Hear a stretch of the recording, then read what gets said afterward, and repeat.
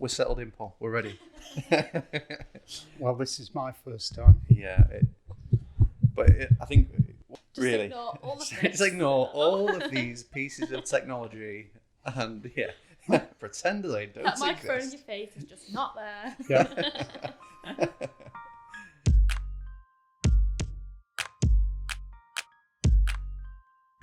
Welcome to another episode of Experts in Polo Shirts. Today we're joined by Paul Beaumont, who's a non-exec that I've worked with before. I thought it'd be interesting to get into his experience, what he's done, types of companies he's worked with, and how a non-exec can help improve your business and get you back on the right track. Also joining me today is Stevie. Hello. Welcome to the podcast. Thank you. Are you excited? I am very. I think it'd be good to have a little bit about you and how you've started and Well, that's a long story. We're settled in, Paul. We're ready. It's a long story. I started off in technology pretty well at the start of the revolution in technology. We're now talking 45 years ago. You've seen everything. Did it start with typewriters by any chance? Yeah, I remember typewriters. I remember fax machines. Fax machines. Do I remember before fax I do machines. remember fax machines. But no, I started off in computer operations when computers were as big as houses. Yeah, and I worked my way up a couple of different organisations running computer departments, and I ended up running 3 computer centres for Unilever and for part of Unilever, which was a fortunate and lucky break, basically, because in the early days of communications, I bought a communications network off a company called Case Communications, Right. which was one of the first technology startups in the UK. Yeah. And cut a long story short, I ended up working for them. Wow. And I went into sales. So I left a reasonably middle management job in Unilever in my kind of mid to late 20s to go be a rookie salesperson in a startup technology company, or as my mother called it, a jumped up technology company. She wasn't that pleased. But things went well. They were the days when anything to do with computer communications was a black art. Yeah. And people came to you and said, this is the business problem I've got. What do I need to do? How do I achieve it? A little bit like today. Yeah. But a bit more blatant. And I found that my knowledge that I'd acquired running computer centres allowed me to talk on the right level and advise people. And I did well within Case. Case was an interesting business, very aggressive, very sales focused. And I think I learned a lot about sales. Yep.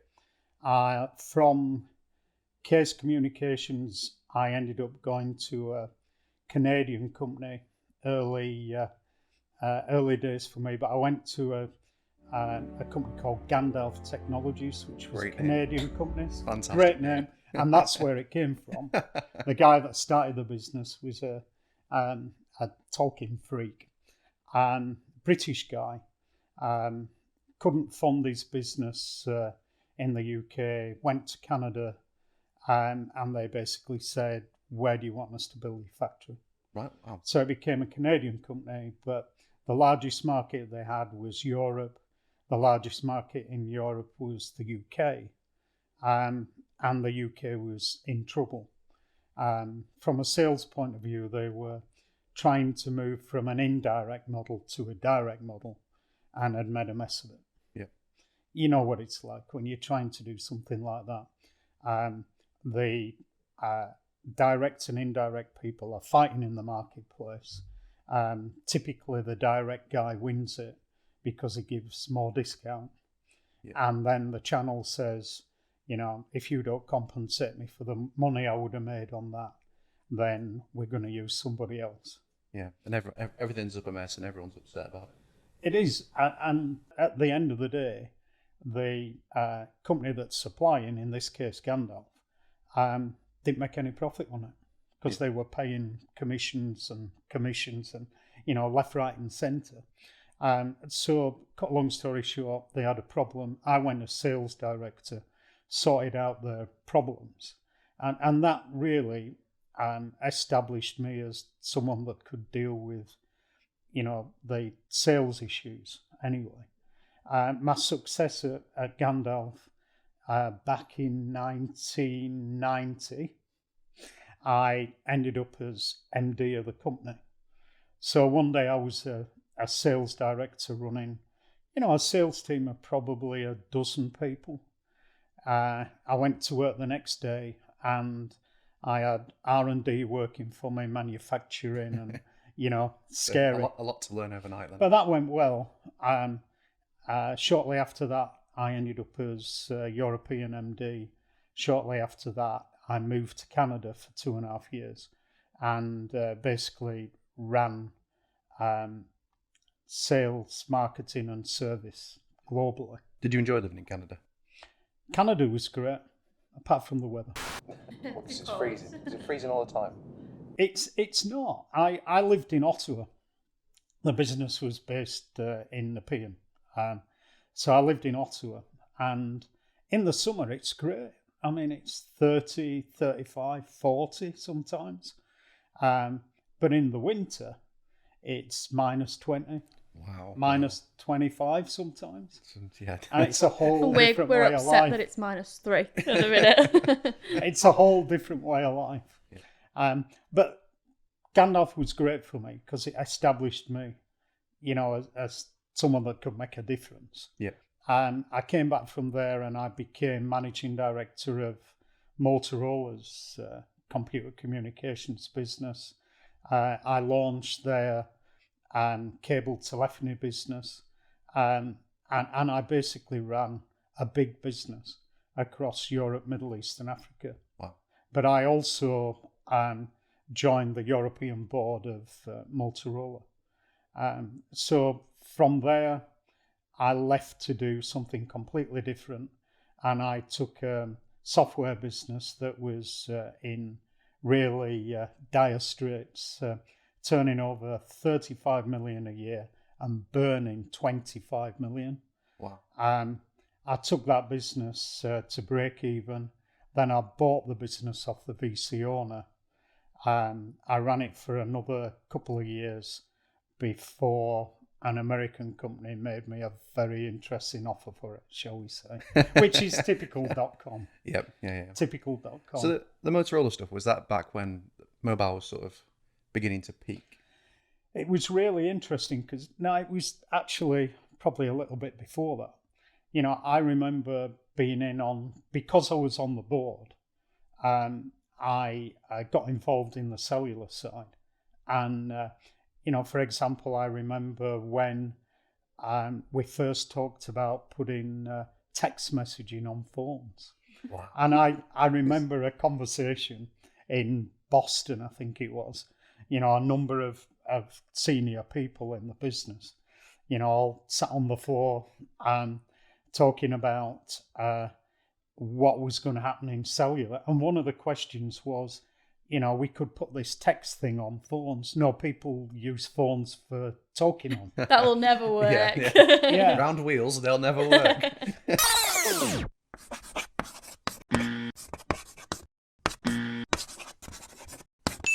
Yep. And 6 months later, there was more traffic on text message than there ever was on voice. I also remember being in a similar conversation in the same office in Boston, which was, you remember Palm Pilots? I do, yeah. Digital assistants. I've probably still PDAs. got one somewhere. Yeah. Well, the conversation was, will the PDA take over from the mobile phone, or will the mobile phone take over from the PDA? And to this day, I'm not sure what really happened. I think we got something new called a smartphone, which was probably nearer to the phone taking over the PDA. Do you remember the Nokia one that like opened? So it had a screen on it on one side and a keyboard at the bottom. Yeah, I think they were like the ultimate like PDA Palm Pilot hybrid. Yeah, but it was very, very relied upon having a PC really to do most of the functions. Like when you wrote stuff on it, you couldn't really. It had email, but it was a bit clunky, and the keyboard was far too small to the use. buttons are so tiny. But it was cool technology on it, and everybody in the tech industry wanted one. Yeah. So that's pretty well what happened to me. And then after I'd done the deal with the software company that I turned around, it gave me the opportunity, to be honest, to do what the hell I wanted. Yeah. So since then, I've done 4 startups and I've done 8 turnarounds, 7, because I count that business as my first. Right. And what I do now, bearing in mind that I'm semi-retired, what I do now is I sit on a couple of boards as non-exec, technology businesses. And I also work with startups. At the moment, I'm working with 3 from an advisory point of view. And I also do work with typically startups and small SMEs on behalf of Leeds LEP, Sheffield LEP, etc., part of the Northern Powerhouse. Yep. It's cool. And at the age that I am, it gives me the opportunity to do what I want, really, which is great. And, with all the experience that I've got, and I have got a lot of experience, not only in starting and running businesses and turning them around, but from an international point of view. I've worked in just about every corner of the globe. Yep. When I had my own business, the business that I bought off the VC, my business was based down south in Maidenhead, but I had 300 and odd people based in Moscow. I had a considerable organisation in Africa, another one in Norway, serving that region, and I did a startup for the business in the Middle East. So it's cool. I've got a lot of experience, and what I really enjoy is helping particularly startups by just using the experience that I've got. What I say to people is, whatever problems an MD's got of a startup, I've probably had to deal with that before. Yeah. Most of the time, I made the right decisions, but the times when I didn't make the right decision, at least I know what we shouldn't be doing. Yeah, no, that's really true. I mean, we've probably known each other for probably about 4 years now, and we were introduced. I can't remember the chap's surname. Tim. He runs a executive recruitment business. Oh yeah, Tim. I can't remember his This is bad, isn't it? I can't remember his name either. I need to give him a plug now because I spoke to him because we were talking. I think I actually asked him, "Do you recruit non-execs?" And he was like, "Well, no, I don't. I recruit at this sort of band of salary." That's how we got. We got to know each other. And he rang me out of the blue one day and said, "Oh, I think I've got someone that you might be interested in talking to." And he's like, "There's no fee for it. I'm going to have to find his name now because it's going to bug me if I don't." Well, it's bugging me as well now. Yeah, I'm going to go on LinkedIn and find it. Oh, God, I've got too many connections. I'm making good progress. There we go. Tim Hastings. Tim Hastings. Right. Yeah, Tim Hastings, yeah. And I've spoken to him since then, actually, because when we were looking at recruiting someone senior in sales, I reached out to him. But yeah, shout out Tim Hastings. If you're looking for executive recruitment, he's the man to go to. That's how we met. And I think when we first started working together, I mean, things were a bit of a mess. I think it's fair to say. Like, there's a lot of, because like you said, when you go in a startup business, you don't know what you're doing, because that's the nature of starting your first business. You learn as you go. To be honest, in my experience, people that do startups generally, not always, but generally, come to it from a product point of view or a service point of view. Yeah. And it's quite interesting, particularly if it's techies or engineers. They come at it with an idea for a product or a service, and they're great at it, absolutely, but they don't know anything about running a business. And one of the big issues that I find, particularly engineers, think that people are going to come flocking and asking to buy the product. Yeah. And, they start the business, they develop the product, and then they're surprised when people don't come and knock on the door and ask if they can buy it. Yeah. Where's the fanfare? Where's the massive line of people out of the door to buy my stuff? Exactly. Do you think it's quite hard to get that into their mind? It is, because they've got this idea that the product that they've got is amazing and everybody wants it, which could well be the situation, but it is useful if you tell people about it. Yeah. And go back to the basics of selling. It's useful if you tell people what the benefits of your product are, and, to be honest, why it's better than everybody else's. Yeah. I often say to people, why should somebody buy your product? Why buy your product rather than the one down the road? Yeah. Because we're in a crowded marketplace in just about every sector. So why are you better than other people? Why is your product better? Why is your service better? Yeah. And saying something like, our service is great, we're nice to people, my product's better quality than anybody else's, doesn't wash. Yeah. People don't believe you, for a start. But, you've got to give cast iron reasons why people should come to you. And if you do it right, people come to you. And in these days, then, people it goes viral as to how good you are at your product and or your service, and why other people should deal with you, and the benefits and everything else start rolling. And it's great. But you've got to get it moving. Yeah. It's like a snowball. You've got to build a snowball and you shove it down the hill and it gets bigger and bigger. I can totally relate to the techie piece, because this is something that I was joking about only yesterday. Yeah. So to the techies, they just say, well, it's, just get more customers and sell them this thing and that, and do this and do that. And I'm like, it's not that easy. Because I come from that slightly naive place of being in a business that was established, and you've got customers and things are easier there because you've got a captive audience. But when you start a new business, no one knows about what you do. And if you got to get yourself out there and in front of people, because best product doesn't necessarily win. If you find that a lot, it's just the best known product that tends to win. The big things that I get involved in is raising money with startups. And that's a crucial thing, Even to this day, the way that you raise money for a startup is to have a pitch deck that tells your story, and you go and you pitch it. Yeah.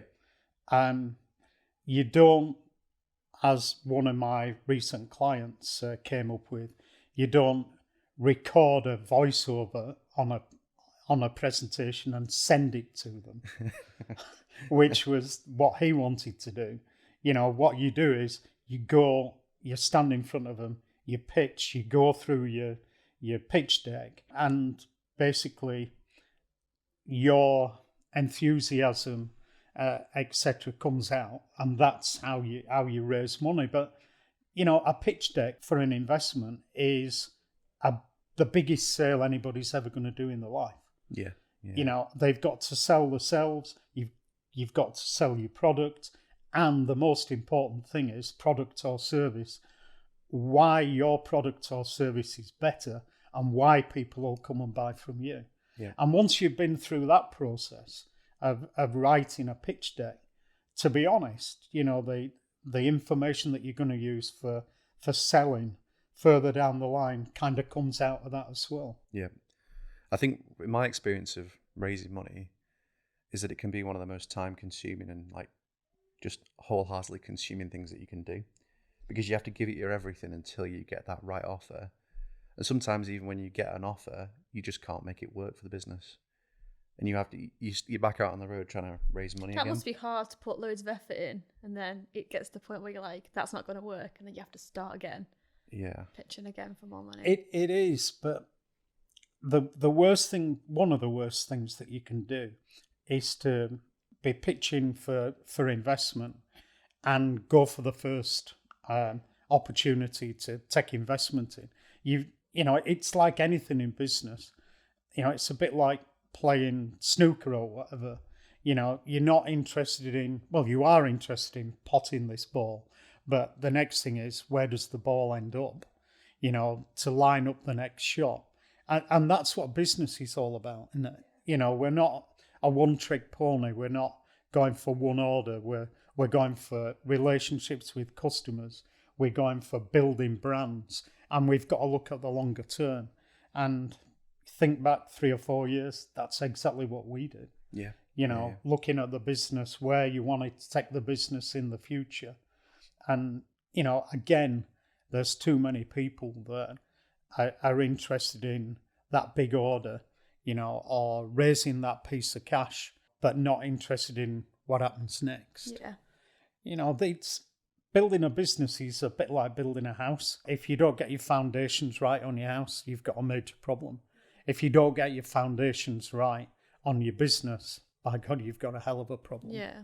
I think that as well, one thing I find is that with the younger generation now, there's this obsession like with the overnight success, is that I can just have it and have it now. What they don't realize is that a lot of what you see, it was many, many years in the making. It was 10, 15 years in the making to get to where that person suddenly had a little bit of success and it snowballed.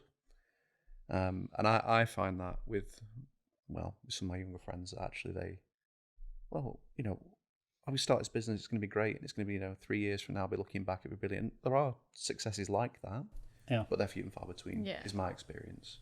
Interestingly enough, this week, I was looking at how many businesses I'd worked with, and I've probably been doing the type of work that I'm doing now for about 7 years, but concentrating in the last probably 4 years on it. And I've worked with 83 different companies in 4 years. The interesting thing is, when I have a first introductory call or meeting with a company, I always ask the same question. You know, where's the business going? Where do you want to go personally? And 50% of the people answer, I want to build a business for 3 years and sell it in 5. And that's not what it's all about. It's long term. And the longer you build a business, the better you build a business, the more it's worth. Yeah. You know, and people that think building business is all about, the next 3 years and then they're going to sell the business. Again, lots of people are going to come running asking if they can buy the business, and they're never going to have to work again in their life. And it's like you said, most of these people are 24 or 25. From a personal point of view, I always say to them, what are you going to do then? Yeah. There's only so many times you can, play golf or wash the car or whatever. I don't think, I think, in the future, if something did happen like that, I don't think I could stop working. I think I'd always have to be doing something, whether it's, working with other companies, investments, or go and do something different. I don't know. I don't think I could just be at home. I think I'd find time to relax, but I don't know. Well, I might. I know. Hey, Chris, tell me about it. I'm 65 now, and I've retired 4 times. 4 times? When was the first retirement? 46. 46. And you decided... Not 1946. 46 years old. Yeah. Do you think it's because you do enjoy doing those turnarounds and working with startups? That's why you haven't stopped? Yeah, I think it is. I mean, I've said to Chris before, I do what I want and what I enjoy. And I am getting to the stage now where I get approached by companies, and if I don't like the market that they're in, and dare I say, if I don't feel comfortable with the senior people in the business, I say no. Well, you can be picky, can't you? You're in that position. It's a good position to be in that. Yeah, very picky, yeah. It's an interesting position. But I think I guess that if you someone that's going to be difficult to work with, you're not going to be able to offer that much value because you might not have that relationship with them. Or get the best out of them. It's like, certainly running a business, if you've got a team of senior people, then they've got to get on well together. Yeah. And to be honest, you've got to have the right sort of people in your business as well. Because I don't care who it is in the business.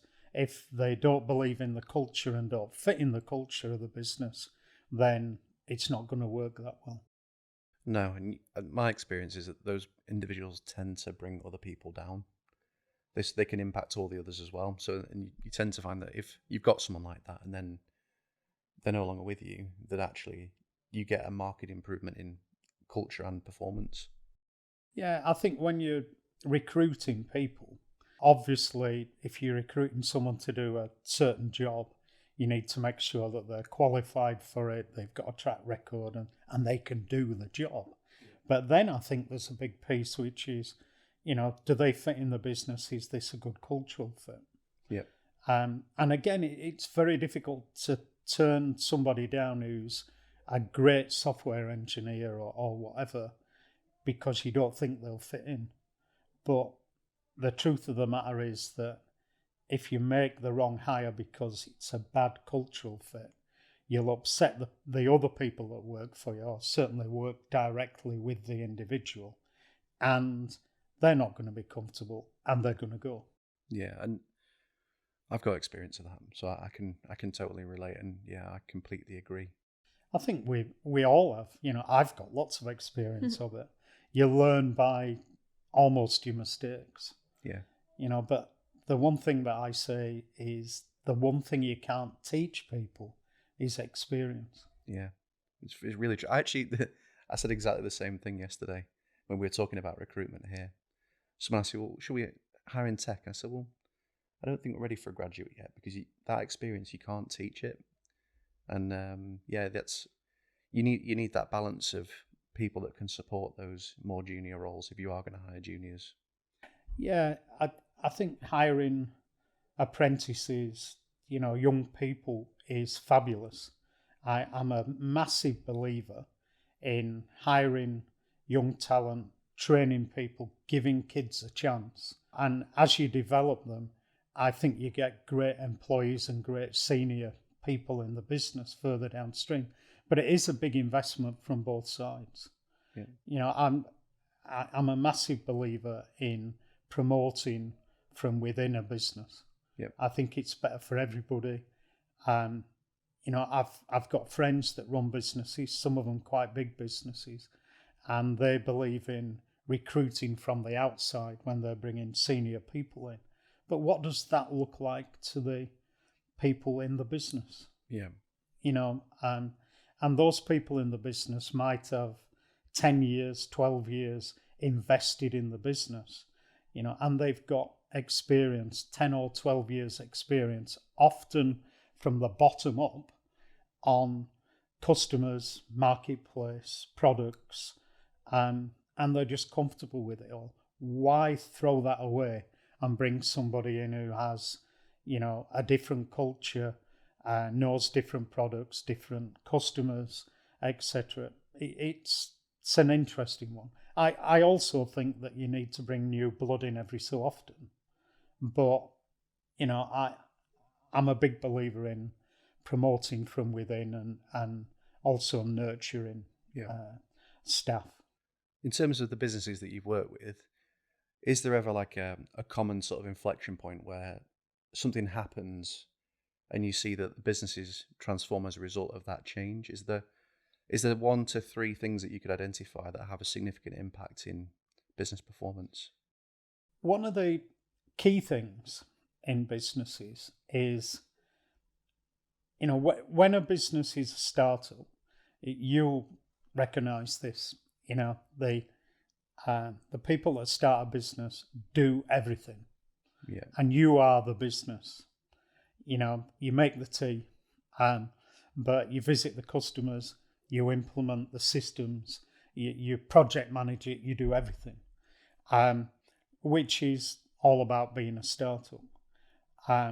People find it difficult to get out of the company startup mode.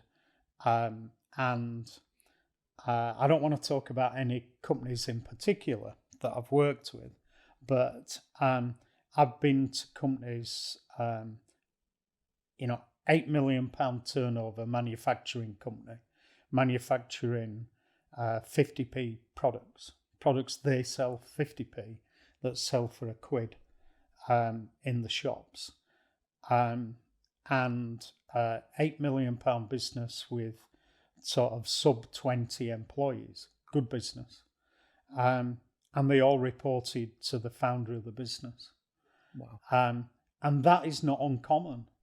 And to sit and talk and say, we're not going to be able to scale this business unless you let go of part of it. And the interesting thing is, if you can get people to agree and understand that, you bring people in or you promote from within to run different areas of the business. You know, the founder soon realizes that, for example, you bring in a professional production manager, and funnily enough, they can run production better than you can. You know, and that's a key area. The other thing is the value of marketing. Marketing is a huge part of the sales and marketing process, lead generation process nowadays, the branding of a business, particularly with social media, etc. But the number of people that don't believe in marketing is frightening.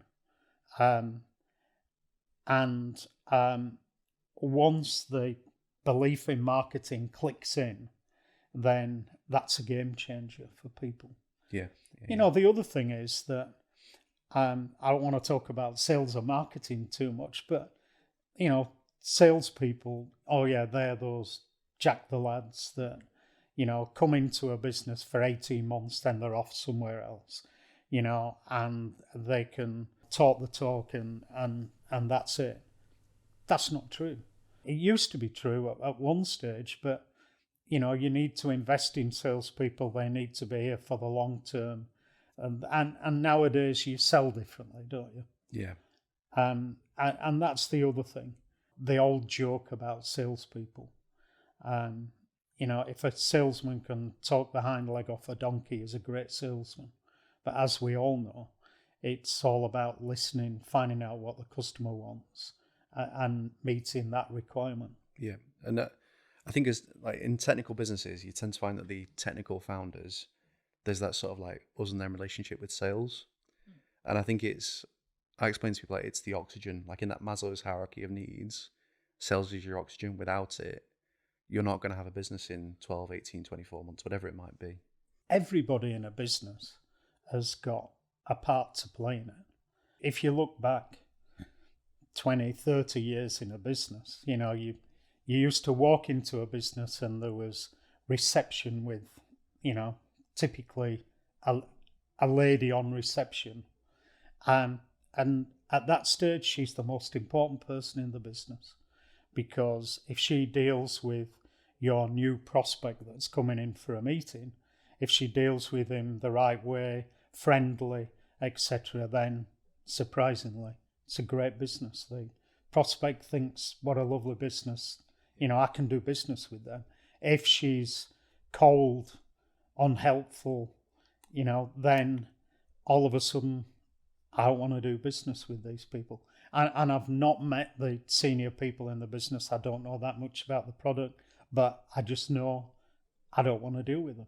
And you know, that's a straightforward example from 25 years ago or whatever, but it's true today. You know, how do you talk to people on the phone? How does your website come over? because websites can come over as friendly, professional business, or it can come over as being cold. And that's your lady on reception almost.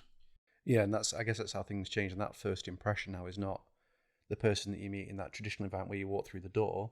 It's your website, and actually communicating that. I think that's definitely.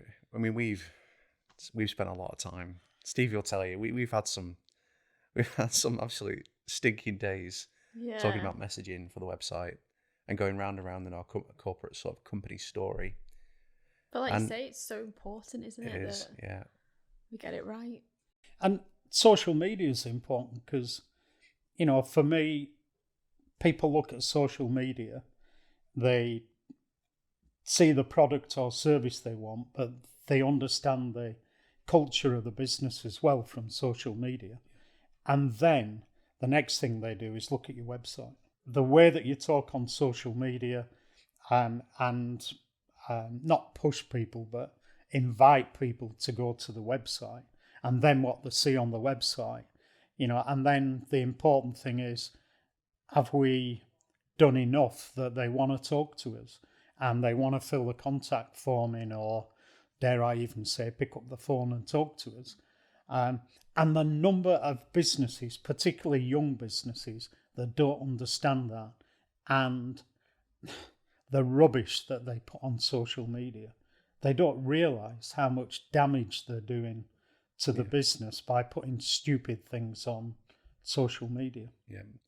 Yeah, the fluffy posts. Yeah. Stevie's big on this. Do you want to tell us about the? I'm all about like brand image, and everything has got to go in line with your website. It's got to portray like a really positive image of the business and the brand. I'm not a fan of fluffy posts. Yep. So I'm so glad you've said that. I just think there's so much, especially now, like post-COVID, there's so much on social media that's, like, if you go on LinkedIn, most of it I don't want to see, because it's not why I go on LinkedIn. I go on to network, see what other businesses are doing. And there's too much fluff on there, and it's too much noise. Yep, I totally agree with you. And dare I say, with LinkedIn gets more like Facebook every day. Yeah, it frustrates me. The noise is just insane. Like the amount, because I think other platforms have stopped performing for organisations. Yeah. Everyone's flocked to LinkedIn. That's decreased the organic reach of any post that you make. And now all I keep seeing is polls. All the time my feed is polls about something. Work from home. Yeah, here I am, work from home. We know. Yeah. We've seen you set up lots of times. Pardon me. That's right. Yeah, funnily enough, we all do it. Yeah. We all work from home. Yeah. You don't have to tell us what it's like. We've been doing it for a while now. Yeah. I'll have to start muting people soon. Yeah. So I think business has changed, but the basics of business are still the same. Yeah. You need a great product, a great service, or whatever. You need to be a good company to do business with, friendly, professional, and somewhere down there, price is involved. You talk to people and they'll say price is not important. It is. But lots of other things are almost more important than price. Someone will pay a higher price to deal with a more professional company that's easier to deal with, and to buy a better product. It's just a natural thing that you will do.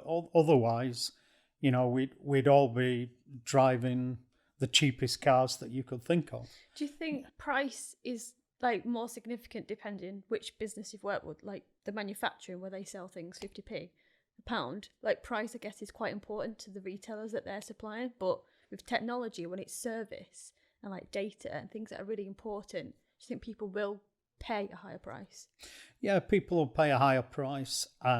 Quite often, the benefits that they get from your product or service at the end of the day are worth money to them. Yeah. It may help them to sell their product or service for a higher price, or it it might just be a more reliable product which they're willing to pay for. Yeah.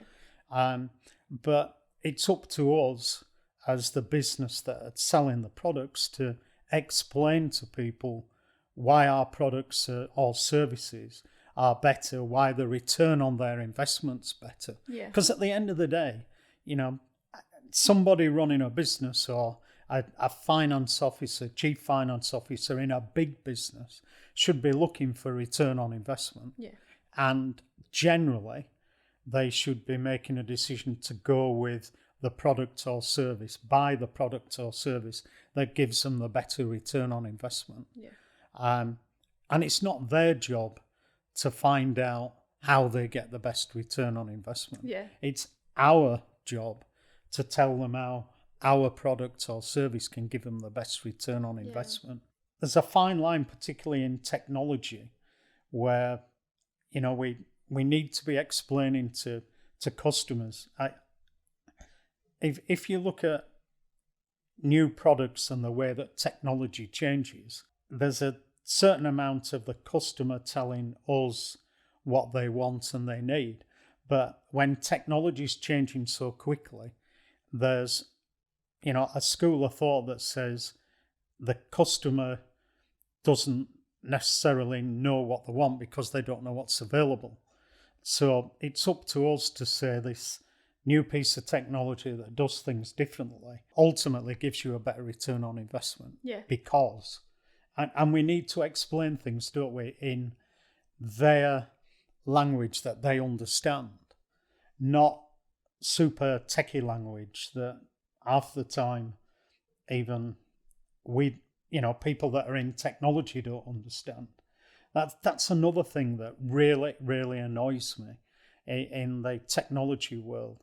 It seems to be who can talk the most geeky language, which is fine when techies are talking to each other. But when you're talking to somebody that owns a McDonald's or whatever because you're putting a new computer system in for them, you can't expect somebody who owns a McDonald's or a transport company or an airline or whatever to understand the latest geeky language. Yeah. So it's all about understanding your customer. Yeah. And Agreed. I mean, you know that. Yeah. Talking to your customer in a language that they're comfortable with and they understand. Yeah. I think we've got ours is quite technical. Not as bad as it used to be. Yeah. I remember our first website, it was 100% technical and it was atrocious. I think that's having a copyright that's not technical. Like, I couldn't write full nerd because I couldn't do it. Full nerd. I wouldn't be able to write full nerd because it would make no sense and I don't understand it myself. I have to digest the information and then put it out. So naturally, it works a little bit better. Chris might nerd it up a little bit more, but not too much. Not too much, no. But yeah, you're talking the language that your customer wants to hear, don't you? If it's a techie business selling to a techie business, then they'll expect some of that and be comfortable with it. But as we say, if it's someone who's completely non-tech, then they're not going to want it. But the other thing is, if you're selling to someone that owns a bunch of McDonalds, which is a great business, then it's useful if the salesperson understands a bit about McDonald's, and I'm not suggesting that we run around recruiting salespeople that have worked in McDonald's, but this is not paid sponsorship from McDonald's, just to point that out. Yeah, I guess what I'm trying to say is that as professional salespeople, people should be looking at the appointments that they've got next week and then spending a couple of hours every week researching the markets and those businesses so they can go and talk to the prospect and talk about the business and the market that the prospect's in. And immediately the prospect will start to feel comfortable. But if you get a salesperson who goes to see a prospect, doesn't know the first thing about the business or the market, and talks the geeky language that the customer doesn't understand, I would guess they're not going to do very well in Do you think there. that's a problem for startups, that they don't? Because I had a call the other day, a sales call, and she made reference to something we'd done on social media, and I was like, oh, and it's made me remember her now, because normally it's just like, do you want this, do you want this, and to have a bit of like personal element to it, I think it makes a difference. That's exactly. You want to build a rapport as soon as possible with your prospect, don't you? Yeah. So if you can talk the language that your prospect understands and works with every day, if you can talk about the market that they're in, the products that they've got, then suddenly the prospect feels more comfortable. And to be honest, if the prospect's smart, which most of them are, they're going to say, well, this person's invested a bit of time before this meeting, so it's worthwhile. Yeah. So we're in a much more sophisticated marketplace than we ever were. Yeah. And I guess in 10 years' time, it'll be even more sophisticated. Yeah. Is there anything we want to cover? What is a non-exec? Is a good place to start, I think. Being a non-exec or looking for a non-exec is quite interesting, and a process that people should think about. Yeah. Because a lot of the time people don't. I, like I'm sure lots of other people in my position, regularly get asked if I want to be a non-exec on somebody's board. And normally the answer is no. Yeah, simply because for me, it has to be right for the company to be right for me. And just because I've been around a while, I'm an old guy, and I've got a lot of experience, doesn't make me a good fit for a non-exec. So what do you look for in a non-exec? First of all, a non-exec is not an employee of the company, and they shouldn't be an employee of the company because they need to be almost impartial. So the first thing that a non-exec's doing is keeping the business legal and working correctly. But the other thing that they're doing is they need to be impartial. If they see things that are not right in the business, no matter who's responsible for it or whatever, they need to put their hand up and say, that's not the right thing to do, in my opinion, for the following reasons. They need to keep businesses professional, and they need to keep businesses up to date. The way that we talked about marketing and everything else, you almost give an outside view to the senior management, the leadership of the business. But also as a non-exec, you need to be making sure that the other people around the table, which typically might be the CEO, the CFO, and the chief operating officer, you need to make sure that they're running the business correctly, that they're, particularly if there's multiple shareholders involved, that they're doing the right thing for the business and for the shareholders and the stakeholders. For me, I brand my business, and I think that's what a non-exec is there to do: increase stakeholder value, to give impartial advice. Yes, typically a non-exec's got lots of experience, been around for a while, so can help again on the experience side. But when they see something going right, they need to support the management team, and that's a big part of a non-exec role. But also when they see something that's not right, they need to put their hand up and make sure that it's corrected. Be that something legally that's not being done correctly, something,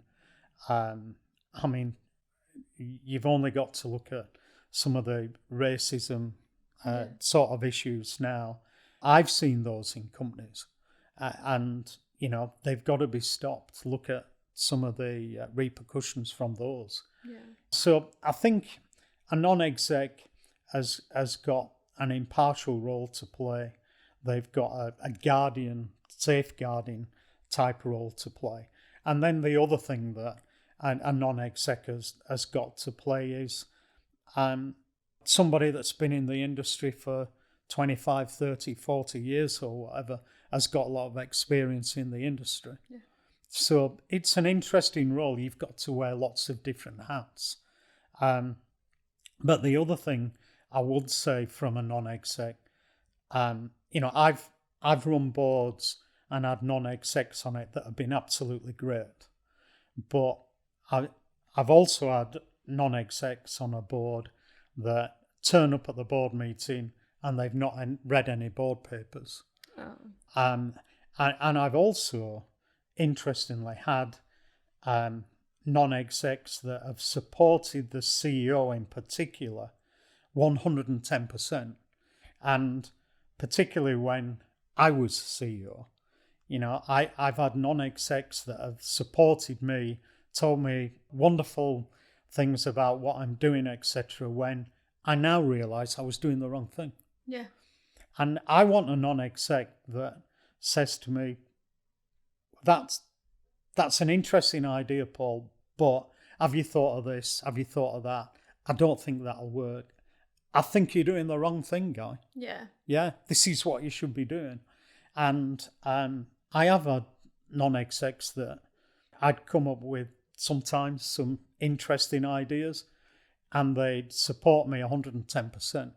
And it's not until you're part way through implementing it that you realise yourself, whoa, this is the wrong thing to do. I'm doing this the wrong way. Yeah. At which point, you might talk to your non-exec.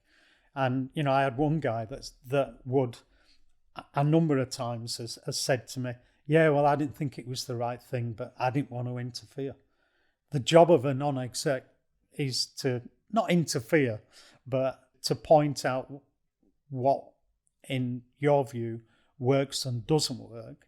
What is the right thing to do. And as an experienced business leader moving into non-exec, you would hope that someone's got 25, 30 years experience or whatever. They know what they're doing. So you need to have, to put it bluntly, a bit about you that you can say to someone, that's wrong, or kind of give advice, but kind of have that bit of oomph behind you to see. Yeah, I think that's right. I think you've got different hats to play, and one is supporting, helping, encouraging, and face it, telling senior managers, leaders in businesses, directors, hey guys, you're doing a great Especially job. If it's their business. You're doing a great job. Because we all know that leading businesses is a pretty lonely, difficult place to be. Just about to say that. About to say that. It is a very lonely place when you run a business. Yeah, and all CEOs in some people's minds earn millions of pounds a year, drive big fancy cars, go on lots of holidays or whatever, which is not particularly true. And it's quite interesting. When things are going well, people want to be your friend. When things start to get difficult, and businesses always have difficult times, always. It's a cycle that we go through. And when businesses are having a difficult time, then, hey, you're the guy that earns the big bucks. It's your problem, not mine. Yep. And they're the times where non-execs need to get their arms around people and help them and encourage them. I've seen non-execs that have done exactly the opposite. Yeah. I don't want to talk detail, but I've had non-execs on my boards where when things are going wrong, they turn around and say, well, I knew that was going to happen because you didn't do this, you didn't do this, you didn't do this. And my answer to that is, well, 6 months ago, why didn't you tell me I should be doing this and I should be doing this and I should be doing this? Because that's what I pay you for. Don't need a hindsight. Exactly. That's Yeah. that's the experience that you're bringing to the table to challenge you, where you need that expertise, someone who's been there, done that, and that's the reason for bringing in that non-executive. They're not going to challenge you, then that's probably where the most significant portion of value is in having that role. I agree with you. It's all about encouraging and helping to do the right things and pointing out when things are going adrift, people are not doing the right things, or they could do it better. And being a non-exec is just like being anything else in a business. You've got to add value, and if you don't add value, you shouldn't be there. Yeah. Yeah. Yeah, agreed. Yeah, that's no, I completely agree. Good. Well, Did Paul add value? 100%. Yeah, like we worked together. We worked together for a period of time initially. I think it was like a couple of months we worked together, maybe like 4, 5, 6 months or something, maybe. Yeah, probably. And then we did a couple of days a month, which was sort of getting everything kicked off and running. And I think what Paul taught me was the importance of the P&L, like, because previously we'd done that, but we weren't really super on top of it. And actually, once I started to get into because I quite like numbers, and I'm quite like driven by that, in that I like to have everything quite tidy in terms of knowing what's coming in, what's projected. But I think a lot of that I didn't have before I met Paul, and that kind of instilled keeping a strict P&L, running the business, and being able to get to the position where the organisation back then started to pay its way, and we went on to successfully have 2 of the founders of the business exit. And that's, working with Paul was intrinsic to that success, because he had that experience, the voices of expertise to come in and challenge what we were doing, and say, well, actually, and this is a conversation we had, is actually what you're doing is not going to work, because your customer, it's a complex sale, and you've got more junior people on your sales team. And actually, those enterprise accounts need someone who knows enterprise. So what you need to do is, in my opinion, is, as you say, is do these things. So we thinned the team out. We reduced it down to a very minimal number. We banked an element of capital to allow us to fund finding the right person, and then we brought the right person in. But when you're sort of running a business, it's a bit like you can't see the wood through the trees. Yeah. And actually bringing on an executive is what allows you to do that. So it added tremendous value to our organisation, and we've worked together since on reviewing strategy and having conversations, and I think that's been really valuable, just to have someone that you can rely upon to give you honest feedback. And if you're doing something right, for them to say, yeah, you know what, I think you go in the right direction, this sounds great, but did you think about this? Or actually, no, I don't think you're going quite down the right path, these are the reasons why. It's like a trust thing, like you obviously have a genuine interest in the business, and that's nice to have someone that only has that genuine interest but knows what they're talking about, so they can actually help you. And they're not going to do it for you. Yeah, but you don't want that, do you? You want to do it yourself. Yeah. But no, it's been awesome. Do you know, it's interesting what you say about an eye on the numbers. The number of people, particularly startups, that don't have an eye on the numbers. That period where you're a startup, then suddenly something clicks and you start to do quite well. And that's when people take their eye off the numbers. Yeah. Because when you're a startup, you look at your bank balance every day and you're looking at your forecasts and everything else. Yeah. And then the business takes off and, all of a sudden people turn their back on the numbers.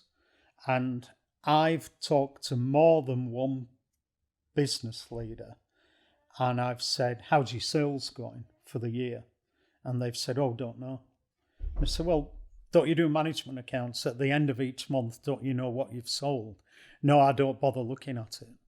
And I say, well, if you don't know what your sales are, do you know whether you're making profit every month? No, I don't bother about it. My accountant tells me when he does the accounts at the end of the year.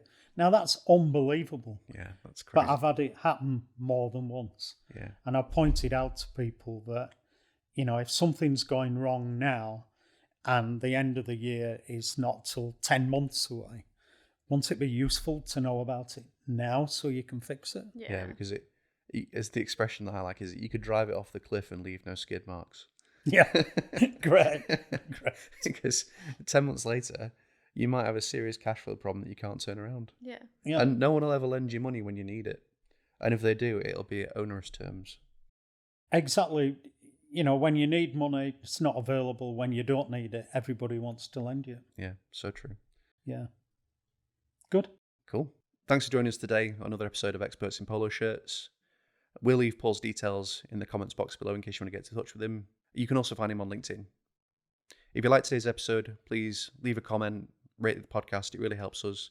And if you want to look at other episodes, you can find them on our YouTube channel.